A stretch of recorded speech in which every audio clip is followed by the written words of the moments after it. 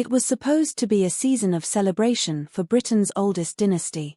The Lionesses had finally brought football home, the tabloids thirsted for royal photocalls, and summer's calendar was meticulously planned to reinforce the illusion of family unity. But all of that shattered in a single, chilling night with news of a tragic death. A cousin to Princes William and Harry found lifeless in her London flat. Official palace responses were cold and calculated, no comment. As if those two words could contain the panic now boiling over on both sides of the Atlantic. Inside Buckingham Palace, staffers barely managed to contain the chaos behind a glossy mask of duty. Crisis meetings run until dawn. Trusted aides are suddenly rotated. Personal protection officers double their rounds, trained not to notice the tremble in the hands of princes or the fury in the eyes of a future king. An anonymous source describes the scene. It's like everyone's waiting for the next bomb to drop. No one knows what, or who, will go next. The death itself remains cloaked in ambiguity. Rumors bubble through London's elite. Was she truly just another tragic victim of the Windsor curse? Or does her fate signal years of denied trauma, untreated despair, secrets the firm would do anything to keep buried? One insider insists this is the tip of a rotten iceberg. There are other relatives close to the edge, but no one dares intervene. The media ferociously speculates, but within royal walls the paranoia is sharper. Is someone exploiting the family's pain for leverage, pushing aides and siblings alike to the breaking point? Old wounds bleed anew. William and Harry, estranged for years, send only terse, formal messages, each more perfunctory than the last. William, ever more isolated, has instructed his private secretary to seal the circle, trust no one, run background checks on everyone. Harry in Montecito rages at the news, confidants say, Meghan urges restraint, but the Sussexes are compiling their own list of unanswered questions, their own dossier of perceived betrayals. The American press sniffs drama, but it's the British tabloids who whip the air into a frenzy, each headline hinting at secrets too explosive for print. Every branch of the Windsor family has been scorched.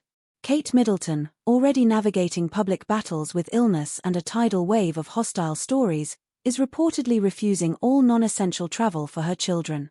She wants them nowhere near the palace until she knows it's safe, says a friend. Inside, Kate is carving out her own power as chief guardian of the next heirs, as an unexpected player in the backroom wars that now dominate palace life. Camilla, queen consort, has retreated from the public schedule, citing health troubles. Aides whisper about late-night arguments with Charles, who is himself rumored to be physically and emotionally drained beyond all official statements. Every morning brings new briefings of what can and cannot be said, whom to trust, which doors to keep locked. The cousin's death has triggered the resurrection of every old demon. The spectre of Princess Diana, of lost matriarchs and vanished children, haunts every hallway. The press busies itself with photos and speculation, but the real story is in the eyes of the staffers, pale, exhausted, ever watchful for the next command or catastrophe. It's become a culture of fear, says one former assistant. You're either part of the fortress, or you're out. No one has a middle ground anymore. And nothing soothes public doubt like a royal financial scandal. As stories leak about subsidies, secret accounts, and vast sums paid for silence, the British public's anger simmers toward outright revolt. Newspapers publish charts showing the mounting cost of royal security and legal fees for ongoing family feuds. Why don't they fund their own dysfunction? Demands one viral editorial. Some MPs call for audits, while palace lawyers mobilize to shut down further inquiry. The real drama now takes place in private rooms, the ones not captured by tourists' iPhones or palace documentaries. William is drafting new rules for succession, demanding harsher restrictions on relatives who become a reputational risk. Harry is consulting attorneys in Los Angeles and London, quietly exploring legal counters if further information about his own past or that of his children should emerge. All the while, PR operatives from both camps leak stories to favored media, planting tales of heroism, villainy, and victimhood in a never-ending war for the hearts of a divided nation.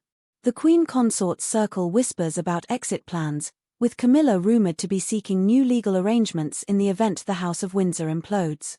Charles, meanwhile, is reportedly considering emergency abdication scenarios, Should his illness enter a more dangerous phase, a secret list of interim regents allegedly exists, known only to the highest circle of trust. Those closest to the throne now move like chess masters, calculating every move not for love, but for survival. The British public, once charmed by the fairytale, now pores over every digital trace for signs of succession chaos, power grabs, or another isolated tragedy. Rumors online suggest MI5 agents stationed discreetly within palace walls, briefed to monitor not just for safety, but to suppress potentially embarrassing leaks. On encrypted apps, journalists swap their wildest theories, unable to tell if the wildest rumor was planted by a palace spin doctor or by a desperate, exiled prince. This is no longer about mourning or even scandal. This is about the slow-motion disintegration of an entire system of control, about an ancient house unable to shield itself from the world it once ruled unchallenged. Every day brings new maneuvers, abrupt travel plans cancelled, public engagements rescheduled, even royal pets spirited away to safe homes outside London. Insiders now say the lioness's victory was seized by PR as a perfect shield, an orchestrated attempt to unify the country just as the family itself teeters on the edge of all-out collapse. Never before has a sports result mattered so much for royal reputation, laughs one palace contact, and yet, underneath, not a single real problem is solved. Even the palace finances, long an off-limits subject, are under fire. Leaked files show hidden trust funds and off-the-books salaries. There are rumors of last-minute cash infusions from private European friends, with speculation swirling around shadowy deals and foreign influence campaigns. In an era when the British public is counting every penny, the idea that palace intrigue may also cost them millions infuriates as never before. Outside, crowds gather on the Mall, hungry for glimpses of the royals, still wishing for a fairytale ending. But inside, evening falls in silence, save for hushed voices and the relentless buzz of encrypted phones. This is a family no longer just divided, but actively braced for the worst, a family where every smile could be a mask, every embrace a rehearsal for the cameras, and every silence, a prelude to the next headline. The saga won't end here.